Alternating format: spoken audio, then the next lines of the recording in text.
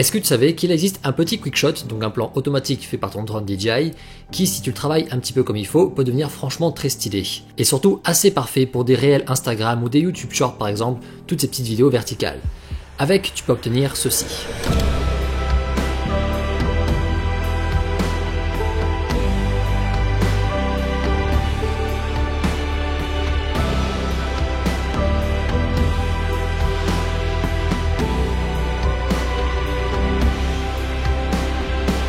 Et oui, quelques personnes pour les vidéos sur le Mini 4 Pro m'avaient demandé comment faire ce genre de plan là. Et bien c'est tout simplement un plan quick shot, donc en fait tu n'as rien à faire, c'est hyper facile même pour les débutants. Il faudra juste le dynamiser un peu plus au montage. D'ailleurs pour le rendre assez dynamique, il faudra, comme vous venez de l'entendre, rajouter une belle musique, un minimum épique. Et ça tombe bien car cette vidéo aujourd'hui est sponsorisée par Epidemic Sound. Je suis très content parce que ça faisait longtemps en fait que je voulais vous parler d'eux. Epidemic Sound, c'est la plateforme musicale que j'utilise depuis le tout début, depuis la création sur ma chaîne. Toutes les musiques que vous avez entendues sur toutes les vidéos, eh bien en fait elles proviennent de chez eux, y compris bien sûr celle d'aujourd'hui. Donc ça fait très plaisir de bosser un petit peu avec eux, et je dois dire que c'est l'un des trucs les plus essentiels pour la réalisation de mes vidéos, trouver la bonne musique qui va parfaitement accompagner mes sujets. Sur Epidemic Sound, on retrouve plusieurs milliers de musiques, mais aussi d'effets sonores de tous les styles imaginables. C'est pour ça que j'ai choisi celle-ci en premier, pour son immense choix possible. Dedans, pour vite trouver ce qu'on veut, on a plein de sections différentes pour chercher, pour classer nos musiques, etc. Il y a par exemple des sections comme musique d'ambiance, future basse ou encore synthé pop qui me sert très souvent pour retrouver le style voulu. Derrière, on peut les mettre en favoris, j'en ai actuellement plus de 250 en favoris, c'est pour vous dire. Et comme toute plateforme pro qui se respecte, on peut ensuite récupérer les sons en format MP3 mais aussi en format Wave et avec les pistes séparées si par exemple on veut enlever les voix d'une chanson. Ça c'est bien pratique. L'abonnement que j'ai moi c'est 11 € par mois et truc cool si ça vous intéresse, vous avez 30 jours gratuits, je vous mets directement le lien en description. Allez, merci à Epidemic Sound de soutenir cette chaîne, ça fait vraiment très plaisir d'avoir un sponsor que j'utilise tout le temps. Et on continue maintenant sur notre cher petit quickshot épique. Alors moi qui à la base n'étais pas très amateur des quickshots, je dois bien l'avouer que maintenant celui-ci je suis assez fan, je trouve qu'il est très immersif. Ce quickshot parmi la petite liste, eh bien en fait c'est le boomerang et bonne nouvelle, vous pouvez le retrouver sur tous les appareils d'aujourd'hui. Le principe de ce plan automatique, ça va être de partir à hauteur d'un sujet, puis de tourner autour de lui tout en prenant de la hauteur et en reculant, pour ensuite revenir à son point de base. Vraiment le principe même en fait d'un boomerang qui fait un aller-retour. Du coup ce qui est assez cool c'est que c'est un plan qui va sacrément marcher tout seul parce qu'il évolue sans cesse en fait. Donc très pertinent pour des réels Instagram, des YouTube Shorts, etc. Toutes ces petites vidéos en fait qui se prêtent très bien au plan unique.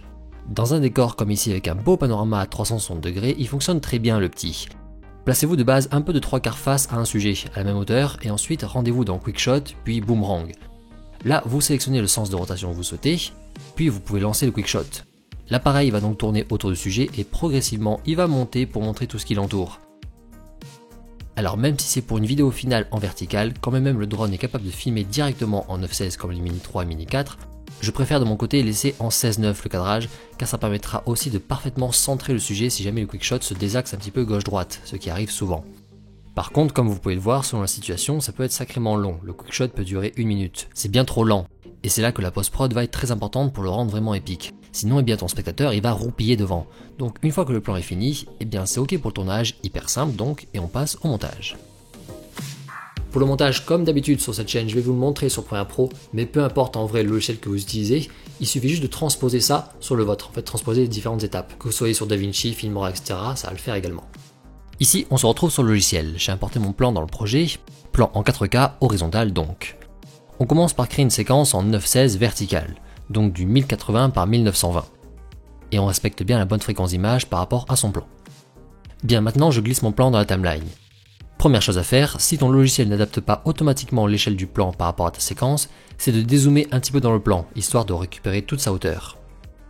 Voilà. De base, le quickshot dure donc environ 1 minute. Selon la musique choisie, on va essayer de ramener ça à 10-15 secondes grand max. Déjà, on va couper proprement le début et la fin du plan. Les premières secondes, c'est le démarrage du quickshot, c'est pas très joli. Je supprime ce démarrage, histoire que le plan commence directement avec le drone en mouvement. Et je fais pareil à la fin, je supprime les dernières secondes, qui en plus ici n'étaient pas très réussies. Maintenant, il nous reste 2 trucs à faire, s'assurer déjà qu'on garde un bon cadrage du début jusqu'à la fin, et bien sûr jouer sur la vitesse pour dynamiser le plan. On commence par le cadrage, c'est rapide.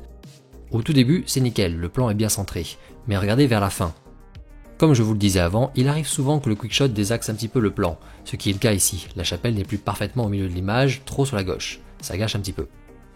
Et bien comme on a filmé en 16/9, aucun souci. Placez un point clé sur le réglage position lorsque le cadrage est encore bon, disons ici, puis au moment où c'est trop désaxé, On réajuste la position pour remettre l'église au milieu du village, enfin non, au milieu de l'image plutôt là. Nickel, on a un plan qui reste bien cadré. On peut maintenant s'attaquer à la vitesse. Pour ça, il nous faut la musique. Celle que j'ai choisie de mon côté, c'est Prepare for Liftoff de Telsonic, bien sûr qui provient de ma sélection sur Epidemic Sound. Tu trouves une boucle musicale qui t'intéresse durant la musique, et on pose ça en dessous en piste audio. On connaît maintenant la durée exacte que doit faire notre vidéo. Il va falloir sacrément accélérer la vidéo, mais progressivement pour garder un rendu intéressant.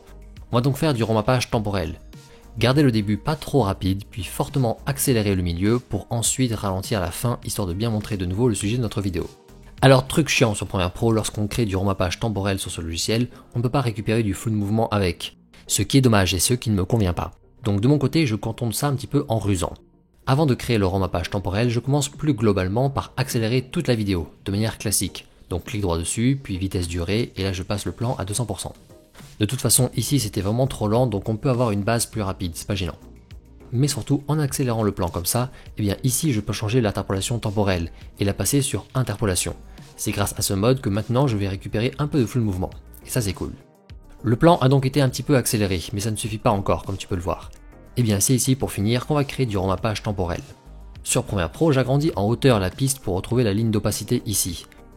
Puis je fais un clic droit sur FX, modification de la vitesse, vitesse. Et là maintenant cette ligne elle contrôle la vitesse, plus l'opacité. On va donc augmenter progressivement la vitesse au milieu du clip. Avec la touche CTRL sur Windows ou commande sur Mac, on peut cliquer sur la ligne pour créer un point clé. J'en crée un premier ici et un deuxième un peu plus loin. Maintenant je peux augmenter la vitesse que sur ce passage au milieu. J'augmente environ à 150%. Et ensuite pour finir, je n'ai plus qu'à écarter les bords de chaque point clé histoire de créer une accélération progressive au début et un ralentissement progressif à la fin. Et surtout, en jouant avec tout ça, je peux faire en sorte que le plan se finisse pile au bon moment, à quelques images près disons. Si jamais tu galères à être exact, t'embête pas, tu supprimes ce qui dépasse à la fin. Et voilà, là on a complètement dynamisé notre plan Quickshot qui était très lent de base. Pour finir, tu peux faire un petit peu d'étalonnage si tu as envie. Je reprends ici tout simplement celui que j'avais fait. Et là maintenant c'est tout bon, juste avec un simple quickshot automatique, eh bien on peut arriver à créer un chouette réel Insta ou YouTube Short comme ça.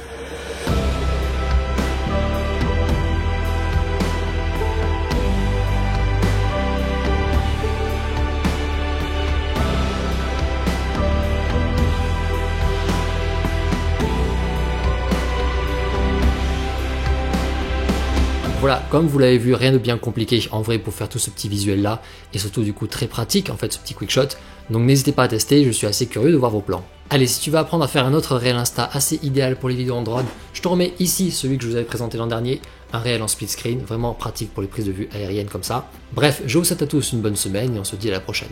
Ciao.